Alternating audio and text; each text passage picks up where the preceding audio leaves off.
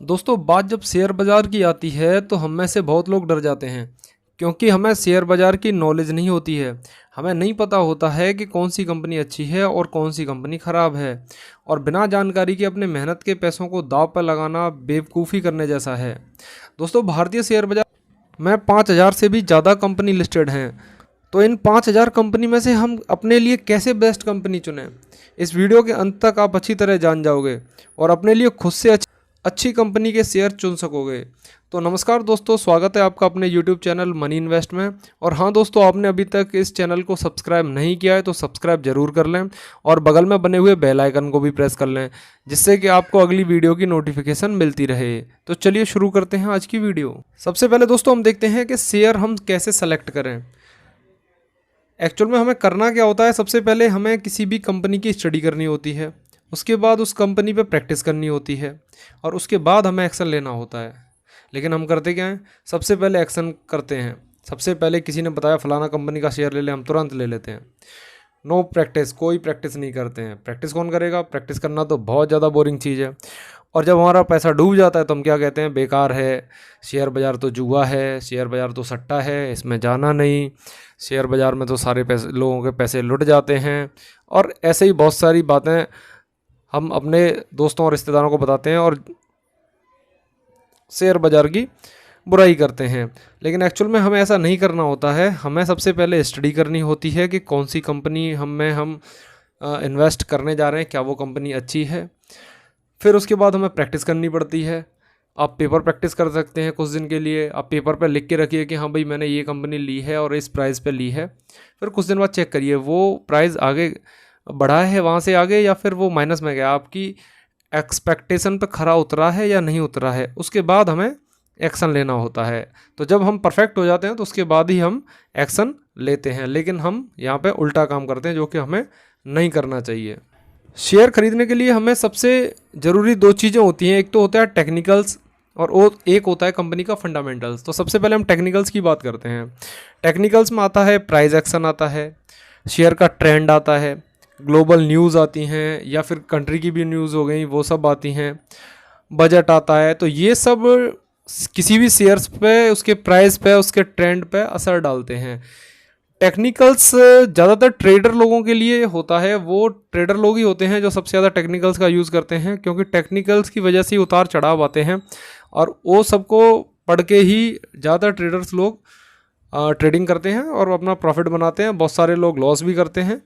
तो टेक्निकल्स का वो यूज़ है। प्राइस एक्शन से आप ये समझ सकते हो कि सपोज करो कि किसी भी शेयर का दाम 500 रुपये है, लेकिन वो मार्केट में अभी डिमांड की वजह से 700 रुपये में मिल रहा है। तो यहाँ से आपको ये पता चल जाता है कि हमें ये 700 रुपये में 500 रुपये की चीज़ खरीदनी चाहिए, या फिर ये ही जब उतार चढ़ाव की वजह से ये 400 रुपये में मिल रहा है तब हमें ख़रीदनी चाहिए। तो ये सब दोस्तों स्टडी करने से और प्रैक्टिस करने से आता है।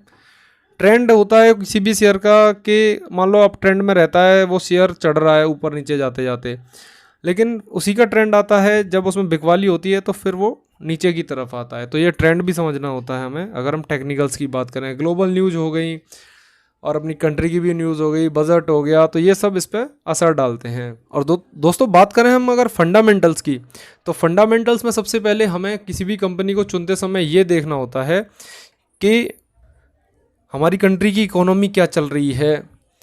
फिर उसके बाद हम ये देखते हैं कि हम किस इंडस्ट्री का शेयर ले रहे हैं। फिर उस इंडस्ट्री में हम ये देखते हैं कि वो कौन सी कंपनी है, उसका चार्ट कंपनी का अप ट्रेंड में है कि नहीं, वो कंपनी लार्ज कैप है कि नहीं, कंपनी पे कहीं कर्जा तो नहीं है। फंडामेंटल्स का उपयोग वो लोग करते हैं जो लोग लॉन्ग टर्म के लिए निवेश करते हैं किसी भी कंपनी में। उन्हें ट्रेडर्स की तरह ये मतलब नहीं रहता कि आज शेयर खरीद लिया और कल बिक्री कर दिया, या 4 दिन के बाद बिक्री कर दिया जब भी उन्हें प्रॉफिट हुआ। फंडामेंटल्स देखने वाला आदमी लॉन्ग टर्म के लिए अपना शेयर लेता है और वो 15 से 20 साल के लिए निवेश करता है इसमें। हो सकता है वो एक बार में सारे शेयर ना खरीदे, हर महीने कुछ शेयर अपने डीमैट अकाउंट में जोड़ता जाता है और लॉन्ग टर्म में उसको मल्टीबैगर रिटर्न वो कंपनियां कमा के देती हैं जब वो अपनी स्टडी कर लेता है। तो ऐसा बताते हैं जनरली कि आपको फंडामेंटल्स की जानकारी होनी चाहिए कंपनी की। तो आप लॉन्ग टर्म के लिए अच्छा निवेश करोगे। लेकिन मैं दोस्तों यहाँ ये कहता हूँ कि आपको फंडामेंटल्स के साथ साथ टेक्निकल्स की भी जानकारी होनी चाहिए, जिससे कि आप ये तो पता लगा लोगे कि कंपनी कैसी है, उसका कर्जा देख लोगे, लार्ज कैप है कि नहीं ये देख लोगे। ऐसा नहीं है कि मिड कैप और स्मॉल कैप कंपनियां ख़राब होती हैं, लेकिन अगर आप बिगिनर्स हैं तो मैं आपको यही सलाह दूंगा कि लार्ज कैप कंपनी में जाएं, क्योंकि लार्ज कैप कंपनियों का डूबने का चांस बहुत कम होता है। स्मॉल कैप का सबसे ज़्यादा रिस्की है, मिड कैप का थोड़ा सा कम रिस्की है। तो स्टार्टिंग आप लार्ज कैप से करें, जिससे कि आपको कोई दिक्कत ना हो। ये जरूर देख लें कि चार्ट उसका अप ट्रेंड में होना चाहिए, चार्ट उसका ऐसे धीरे धीरे करके ऊपर की तरफ जा रहा होना चाहिए। ऐसा ना हो कि वो ऐसे गया फिर एकदम यहाँ, अभी यहाँ कहीं पड़ा हो, यहाँ कहीं पड़ा हो, यहाँ पे पड़ा हो, तो ऐसा चार्ट ना हो उसका। और भी बहुत सारी चीज़ें हैं, तो ये सब का आप लोगों को पहले से स्टडी करनी चाहिए। हाँ, तो हम बात कर रहे थे कि अगर फंडामेंटल्स हैं कंपनी के, तो वो आपको ये तो बता देते हैं कि कंपनी मजबूत है, अच्छी कंपनी है, और आप इसमें पैसा लगा दो, आपका पैसा डूबेगा नहीं। लेकिन टेक्निकल्स हमें ये बताते हैं कि वो कंपनी जिस प्राइस पे अभी मिल रही है, क्या उसे अभी लेना चाहिए, या फिर जब वो अपने डाउन ट्रेंड में आएगी और वो जब हमें सस्ती मिलेगी तब हमें लेना चाहिए। तो मेरे हिसाब से टेक्निकल्स की भी थोड़ी बहुत जानकारी आदमी को होनी चाहिए जब वो शेयर बाज़ार में एंट्री करके पैसे कमाने की सोच रहा है। तो क्योंकि जब आप किसी, ऐसे ही मान लो कोई XYZ कंपनी का शेयर है, मैं यहाँ किसी कंपनी का नाम नहीं लूँगा, XYZ कंपनी का नाम है, और ये शेयर आपको 500 रुपये पे मिल रहा है, लेकिन आपने देखा कि इसकी एक्चुअल कॉस्ट है जो आपके हिसाब से आ रही है वो 400 रुपये के आसपास आ रही है। तो आप इसको 100 रुपये ज़्यादा मेरे हिसाब से तो नहीं देने चाहिए आपको थोड़ी देर रुकना चाहिए, क्योंकि कोई भी शेयर, मान लो इसकी फंडामेंटल्स लाइन है, इस लाइंस के ऊपर नीचे ऊपर नीचे ऊपर नीचे ऐसे करके मूवमेंट करता है। ज़्यादातर कंपनी के शेयर ऐसे ही मूवमेंट करते हैं। तो अगर सपोज करो यहाँ पे ये 500 पे है, हो सकता है यहाँ पे 400 पे है, या 400 से भी नीचे चला जाए, यहाँ 350 300 पे चला जाए, तो मौका यहाँ पे रहेगा, आप यहाँ पे इसको परचेज करिए, जिससे कि जब अप ट्रेंड में जाएगा तो आपको यहाँ पे मैक्सिमम प्रॉफिट होगा। तो ये चीज़ आप टेक्निकल्स के माध्यम से ही देख सकते हैं। तो मेरा कहना यह है कि फंडामेंटल्स के साथ साथ टेक्निकल्स भी आप देख लें। लेकिन अभी आप बोलोगे कि सर क्या फंडामेंटल टेक्निकल्स के बारे में बता रहे हो, ये सब चीज़ें हमारे दिमाग में नहीं घुसती हैं। जैसा कि मैंने सबसे पहले आपको बताया कि लोग बाग स्टडी नहीं करते हैं, एक्शन सबसे पहले लेते हैं, या फिर ये सोचते हैं कि कोई हमें ये बता दे कि कौन सा कंपनी अच्छा है, कौन सा शेयर अच्छा है, बस हम तो अपना पैसा लगा देंगे दूसरे के भरोसे। तो मेरे हिसाब से दोस्तों ऐसा नहीं करना चाहिए, आपको खुद से कंपनी की स्टडी करनी चाहिए, किसी के भरोसे अपना पैसा नहीं लगाना चाहिए। यहाँ पे आप सबसे पहले एक्शन ले लोगे, प्रैक्टिस नहीं करोगे, फिर बाद में बोलोगे बेकार है, जुआ है, सट्टा है। लेकिन सबसे पहले स्टडी करोगे, प्रैक्टिस करोगे, उसके बाद एक्शन लोगे, तो फिर आपको यहाँ पे रिजल्ट अच्छे मिलेंगे, मल्टीबैगर रिटर्न्स मिलेंगे आपको। तो दोस्तों ये तो बात हुई टेक्निकल्स की और फंडामेंटल्स की। अगर टेक्निकल और फंडामेंटल्स आपकी समझ में नहीं आ रहे हैं तो फिर मैं एक दूसरी चीज़ भी बताता हूँ आपको। अगर आप अभी बिगनर्स हैं तो आपको और किस तरह से देखना चाहिए। सबसे पहले आपको ये देखना चाहिए कि वो कंपनी जो है, जिस कंपनी का शेयर आप परचेज कर रहे हो, वो कंपनी, क्या आप उस कंपनी के प्रोडक्ट यूज़ करते हो?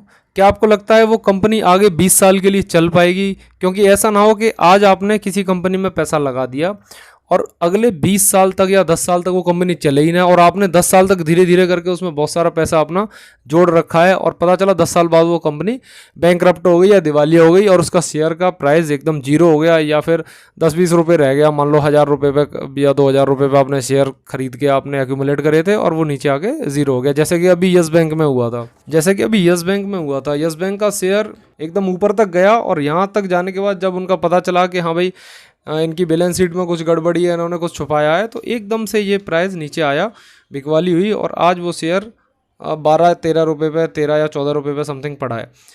तो मान लो कि किसी ने 400-500 रुपये पे यहाँ पे ख़रीदा होगा और वो धीरे धीरे करके एक्यूमुलेट कर रहा था कि हाँ भाई ठीक है, आगे आने वाले समय में हम प्रॉफिट जनरेट करेंगे, और लग भी रहा था कंपनी बहुत ज़्यादा ग्रोथ दिखाएगी। लेकिन वहाँ पे मान लो कुछ गड़बड़ी हो गई और यहाँ पे आके उसका पैसा जो है ना के बराबर रह गया। तो अगर किसी ने विड्रॉ कर लिया उसी समय पे तो हो सकता है उसको ज़्यादा नुकसान नहीं हुआ होगा या प्रॉफिट में ही ले लिया होगा। लेकिन अगर कोई ऐसा इन्वेस्टर रहा हो जिसको पता ना चल पाया हो या कुछ ऐसा होने वाला है, तो अचानक उसका प्राइस जब टूटा तो फिर यहाँ पे 12-13 रुपये पे शेयर आ गया, 5 रुपये पे समथिंग गया था, उसके बाद फिर ये अभी शायद 12 या 13 रुपये पे है। तो कहने का मतलब मेरा यही है कि आप ये देख लें कि वो कंपनी आगे लॉन्ग टर्म के लिए 10 साल 20 साल तक चल पाएगी या नहीं चल पाएगी। तो वो कैसे देखेंगे हम, इसके बारे में बात कर लेते हैं। सबसे पहले बात करते हैं दोस्तों हम कि अगर वो कंपनी, आप ऐसे देखें, हम खाने पीने का प्रोडक्ट यूज़ करते हैं। अगर अभी कोरोना वायरस चल रहा है, कोरोना वायरस में सबसे ज़्यादा अगर बिक्री हुआ है तो खाने पीने की चीज़ों का हुआ है।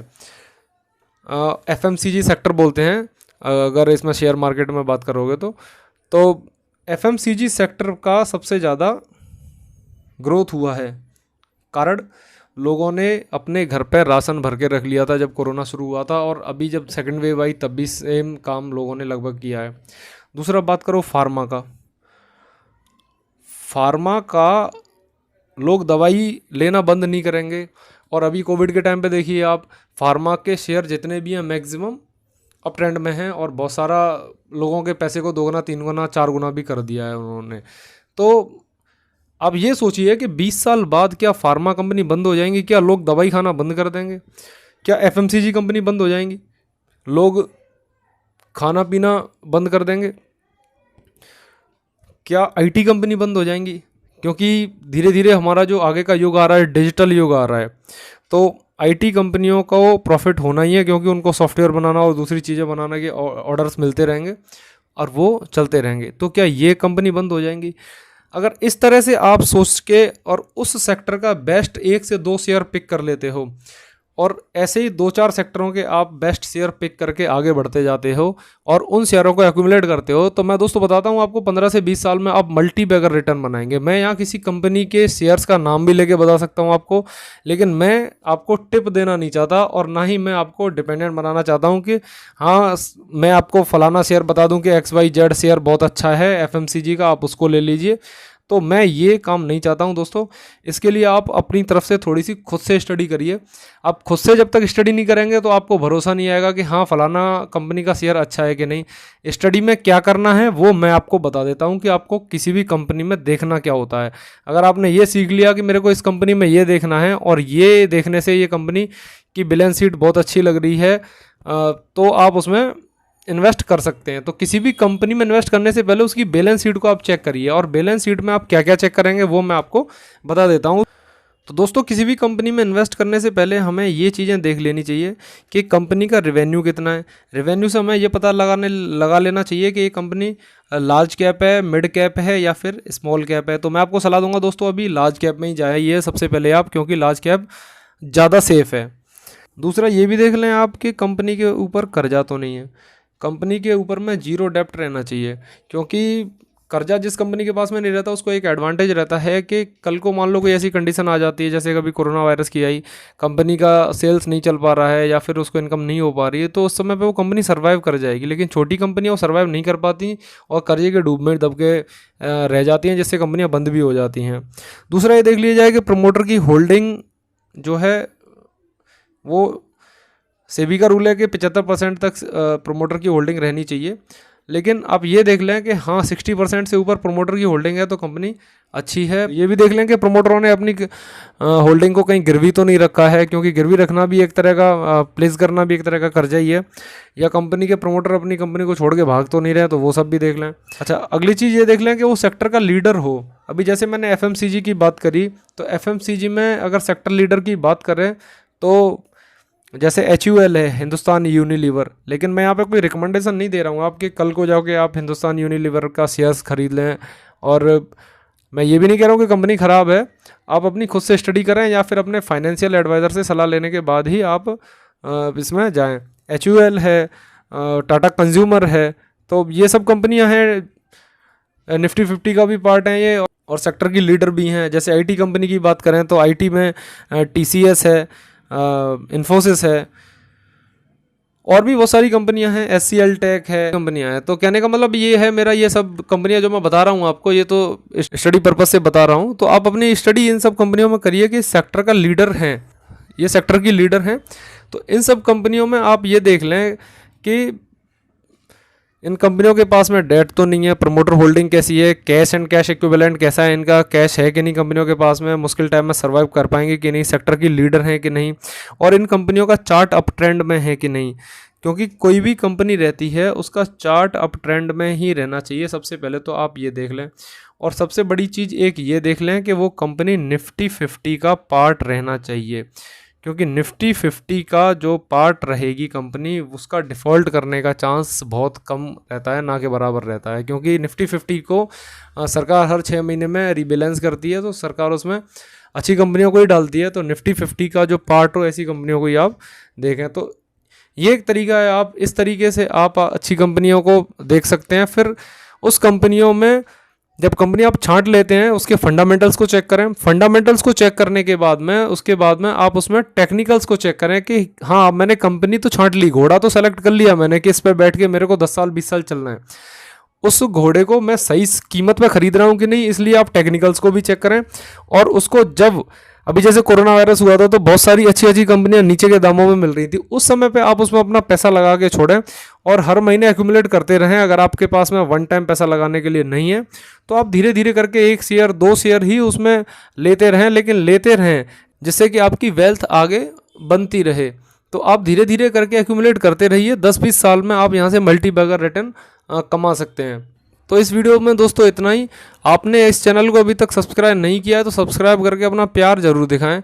इस वीडियो को लाइक करें तथा अपने दोस्तों के साथ शेयर करें तथा इस चैनल को सब्सक्राइब करें। इन्वेस्टिंग करते रहें तथा अपनी वेल्थ बढ़ाते रहें। धन्यवाद दोस्तों, जय हिंद।